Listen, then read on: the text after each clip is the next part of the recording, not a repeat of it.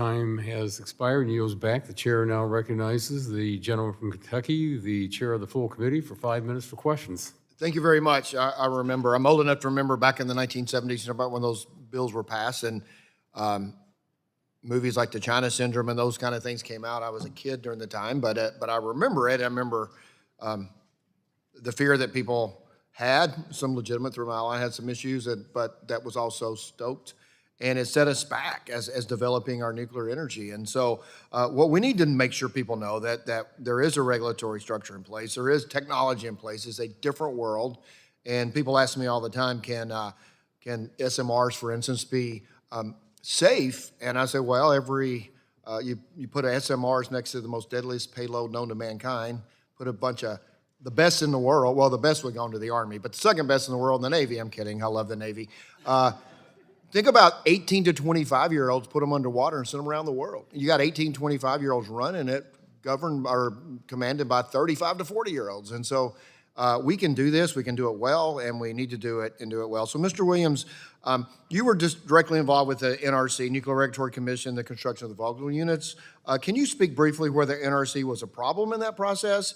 And what is your current experience with NRC given the reforms? Sure, thanks for your question, Congressman. You know, I can say as we built Vogtle 3 and 4, we said that safety and quality was our most important priority during that project. We did that and have demonstrated that through its operation. I can say that throughout the construction, we had more than 150,000 inspection hours by the Nuclear Regulatory Commission of the construction process, but at no point in time did their oversight, was it part of the challenges that we experienced at Vogtle 3 and 4. It was constructive, and they provided the necessary oversight necessary to make sure.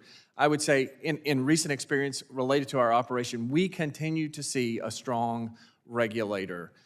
We have our resident inspectors on site performing oversight of our day-to-day activities. We have robust and challenging discussions with the staff at the commission for license amendments that are there. So we continue to see a very strong regulator. That's good, because we need that, because we need people to have confidence that we can do this, and we absolutely have to have that. So last year, Secretary Wright said, the U.S. is ushering in a true nuclear renaissance.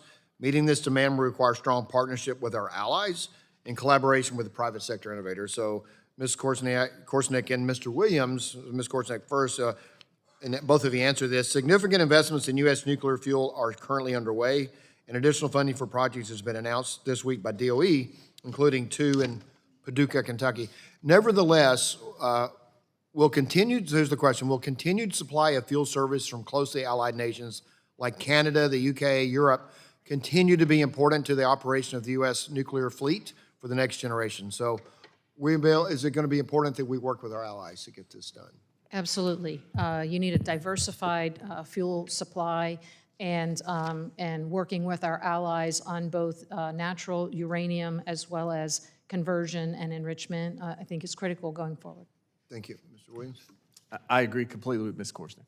Okay, and so this is for all of you. We start with, since you guys have answered, we'll start with Ms. Greenwald. With the growth of AI and advanced manufacturing demand combined with congressional action to streamline licensing, what opportunities are you seeing for changing some of our approaches to regulation or financing and help deployment? You and Ms. Greenwald, do you have any comments on that? And then we'll do Dr. Wagner.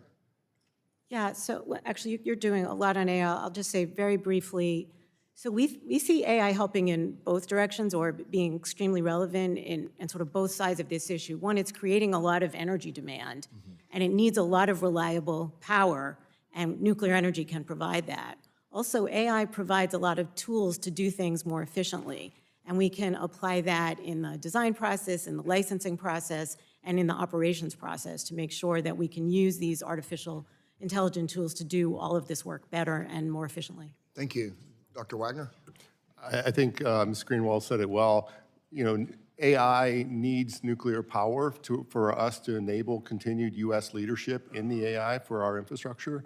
And we see a lot of opportunities that we're pursuing now for AI to accelerate nuclear energy design, analysis, safety reviews, and ultimate manufacturing and operations. So we're looking at AI tools and capabilities and robotics across that entire spectrum. As a national laboratory, that's the type of things that we do. All right. Thank you, and my time has almost expired, so I'll yield back. Thank you.